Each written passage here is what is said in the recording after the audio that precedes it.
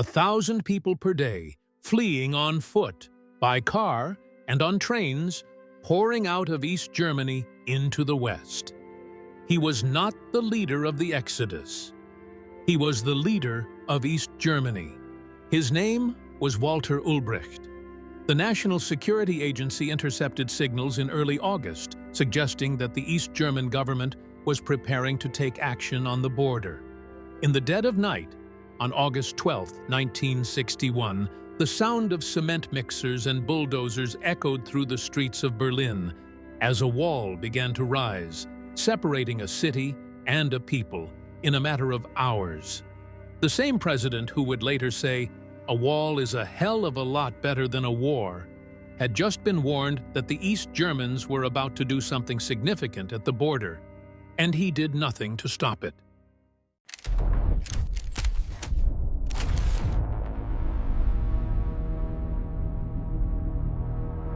Saturday, August 12, 1961. East Berlin. Evening. The leaders of East Germany are at a government guest house in the wooded area north of the city, attending a garden party.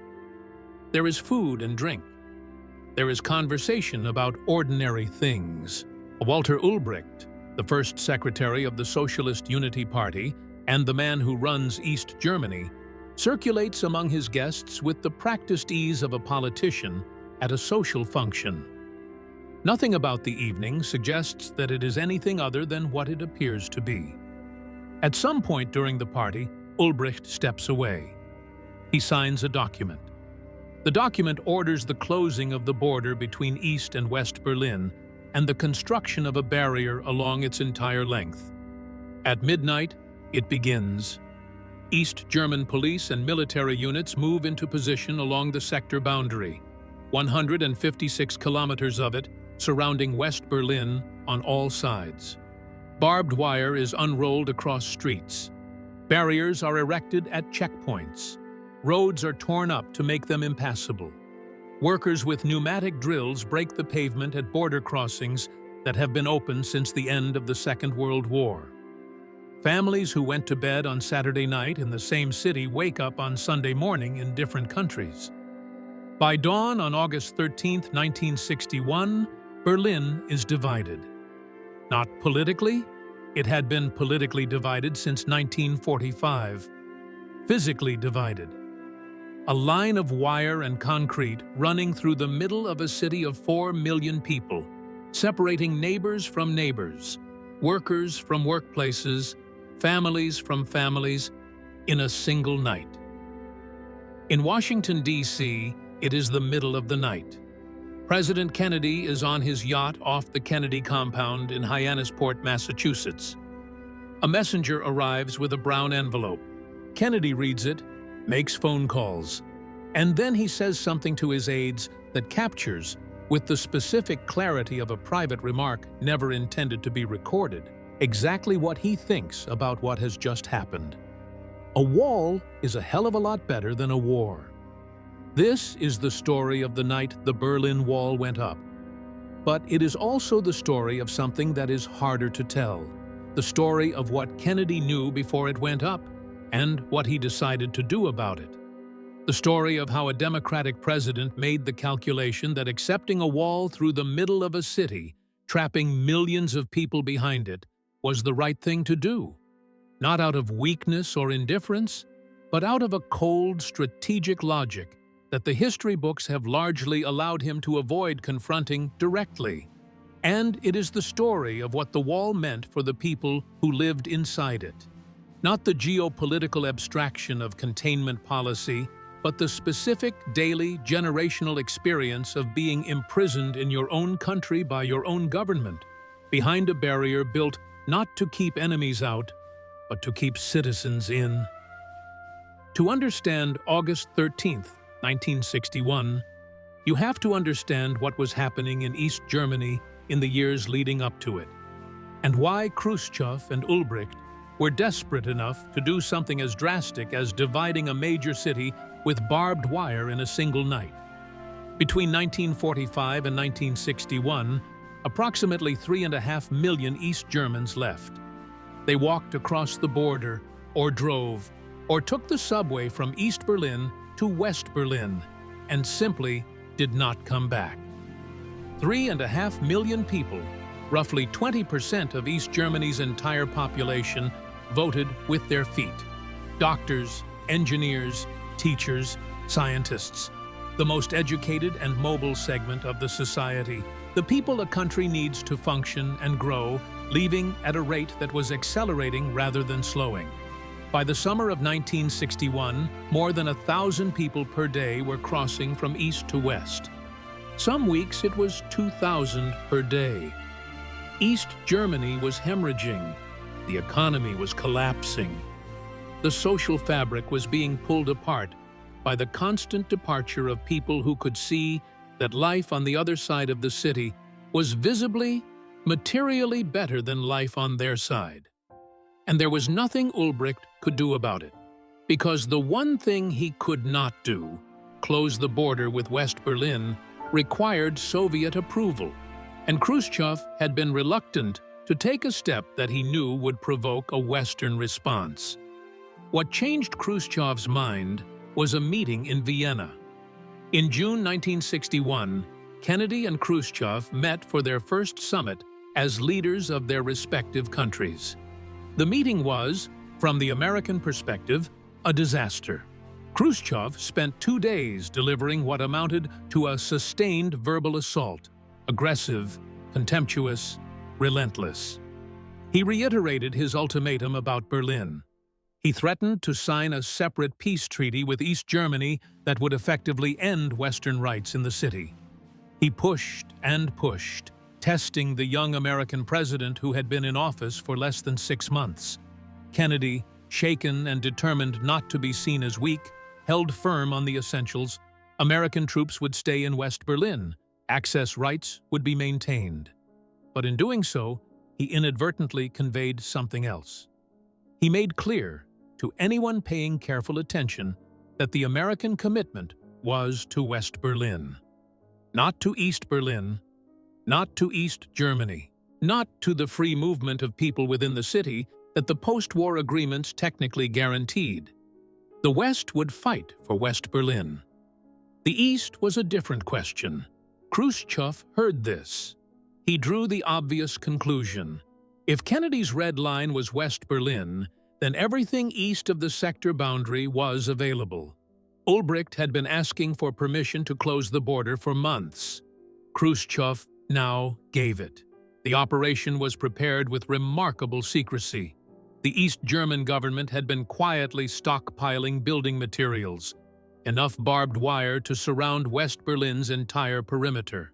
The planning was done in a small circle of Soviet and East German officials. The date was set. The orders were written, and on June 15, 1961, Walter Ulbricht held a press conference at which a journalist asked, apparently on the basis of rumors circulating in the city, whether a wall was going to be built. Ulbricht looked at the journalist and said with complete conviction, "Nobody has the intention of erecting a wall." It was, in the specific vocabulary of Cold War mendacity, a technically accurate statement.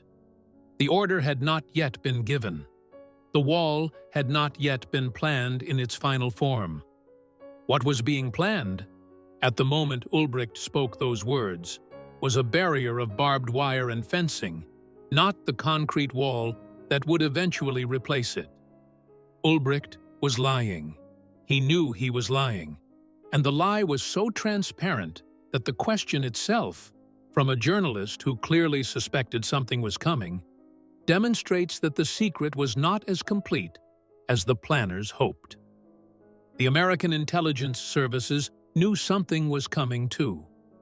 The National Security Agency intercepted signals in early August suggesting that the East German government was preparing to take action on the border. On August 9th, 4 days before the operation began, this intelligence reached Kennedy. He was warned, not with complete specificity about what exactly would happen, but warned that the East Germans were about to do something significant at the border. Kennedy did not act on this warning. He did not reinforce the American garrison in Berlin. He did not issue a public statement warning against border closures. He did not communicate to Khrushchev through back channels that a border closure would be unacceptable. He waited. He had his reasons. The refugee flow itself was destabilizing. As Kennedy himself said to a White House aide in the days before the operation, Khrushchev is losing East Germany. He cannot let that happen. If the flow continued, it would produce exactly the kind of crisis that Kennedy most wanted to avoid. A desperate Soviet response that might be far more aggressive than a wall. Military action, perhaps. An attempt to take all of Berlin rather than just prevent people from leaving the East. The wall, however monstrous as a symbol, was a solution to a problem in a way that served both sides' interest in avoiding a military confrontation over the city. Kennedy understood this. He accepted it, and his private statement, "A wall is a hell of a lot better than a war," was not a failure of nerve. It was a strategic calculation, made with clear eyes, about the hierarchy of outcomes available to him. The worst outcome was war over Berlin. The second worst outcome was the continued hemorrhaging of East Germany, leading to a crisis that might produce war. The wall, from Kennedy's cold perspective, was the least bad of the available options, imposed by the other side and therefore their responsibility, while keeping the essential American commitment to West Berlin intact. The people of East Berlin were not consulted about this calculation. The human consequences of the night of August 12th arrived immediately and without warning. Families who happened to be on different sides of the border when the wire went up found themselves separated with no ability to communicate about when or whether they would see each other again. Workers who lived in East Berlin and had jobs in West Berlin, there were tens of thousands of them, were simply cut off from their employment overnight. Students whose universities were on the other side. Couples where one partner was visiting family and could not get back. Elderly people who would never see their children again. In the days and weeks after the initial barbed wire went up, the East German government began replacing it with a more permanent structure. First concrete blocks, then the reinforced wall with watchtowers and guard strips and death zones that would become the defining image of the Cold War's division of Europe. The construction took months. The final form, 8 feet of concrete topped with a smooth rounded pipe to prevent climbing, backed by a 100-meter death strip lit by floodlights and patrolled by armed guards with orders to shoot anyone attempting to cross, did not exist in its complete form until 1962. But from the morning of August 13, 1961, the border was effectively closed. The window that had been open for 16 years, the escape route that 3.5 million people had used to leave a system they rejected, was shut. Between 1961 and 1989, at least 140 people were killed attempting to cross the Berlin Wall. Some sources put the number higher. They were shot by East German border guards, drowned in the Spree River that ran along part of the border, or died in the course of desperate escape attempts, involving tunnels and hidden compartments, and, as we discussed in an earlier episode of this channel, at least one homemade hot air balloon. The youngest was a 1-year-old infant whose mother tried to throw him over the wire to relatives on the other side. He survived. Most did not attempt the crossing. They lived for 28 years in the city that the wall had made.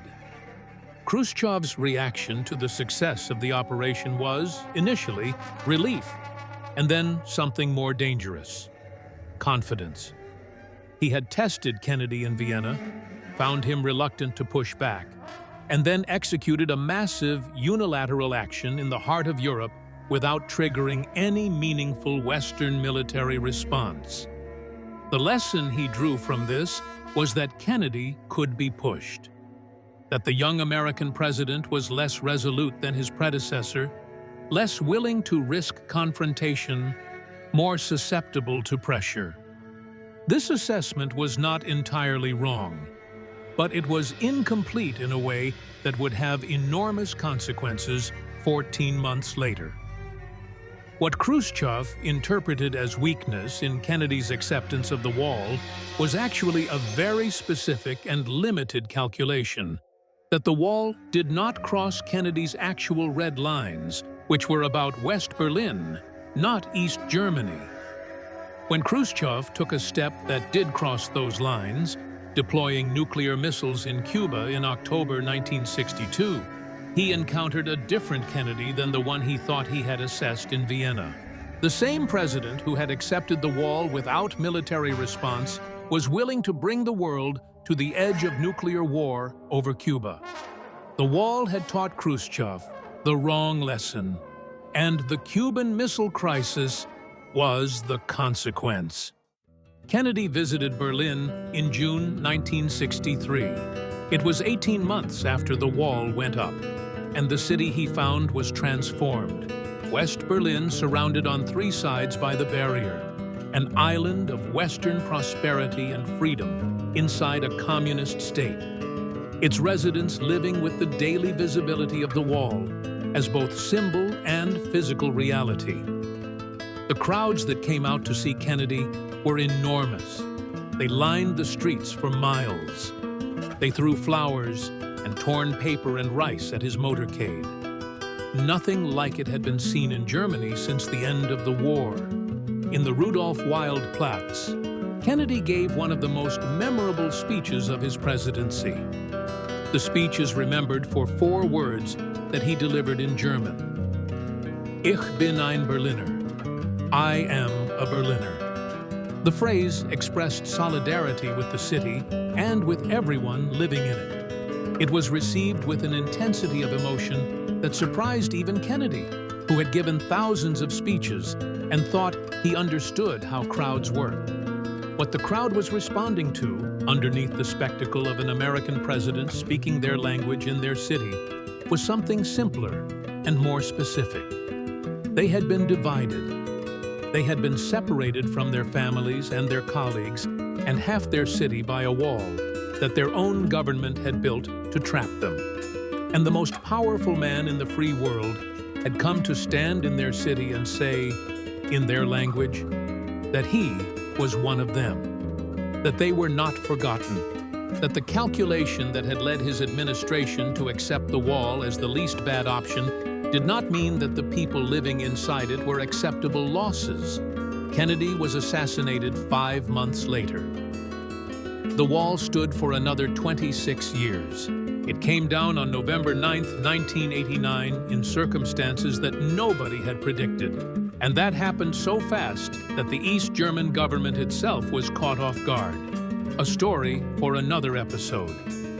Walter Ulbricht, the man who signed the order at a garden party on August 12, 1961, was removed from power in 1971 and died in 1973. He never saw the wall come down. The wall itself is mostly gone. Sections of it are preserved at memorials. Tourists photograph them. The city is unified, has been for more than 30 years. The generation that grew up divided is middle-aged now. Their children have never known Berlin as anything other than one city. The scar in the pavement, the line of cobblestones that marks where the wall ran, is still there if you know to look for it. Most people walk over it without noticing. Thank you for being here for this story. The Berlin Wall was built in a single night by a government that told its citizens 2 months earlier that it had no intention of building it. It stood for 28 years. 140 people died trying to cross it. And the Democratic president of the most powerful country on earth accepted it, privately and with clear strategic logic, as a better outcome than the alternative. History does not often offer choices between good and bad. It offers choices between bad and worse, made by imperfect people with incomplete information under time pressure that does not allow for careful reflection. Kennedy's acceptance of the wall was one of those choices. Whether it was the right one is a question that the people who lived inside it for 28 years might answer differently than the historians who analyze it from a distance. Next week, we go to a story that makes the Berlin Wall look almost straightforward by comparison. In 1992, a retired KGB archivist boarded a train in Moscow with a suitcase full of clothes and a collection of handwritten notes that he had been hiding in tins and milk containers buried under his dacha for 12 years. He went to the American embassy in Latvia and offered them the most complete account of KGB operations ever compiled. They turned him down. Then he walked to the British embassy. What he carried out of Russia changed everything the West thought it knew about how deeply the Soviet Union had penetrated its institutions, and some of what he revealed has still never been made fully public. We will be there next week.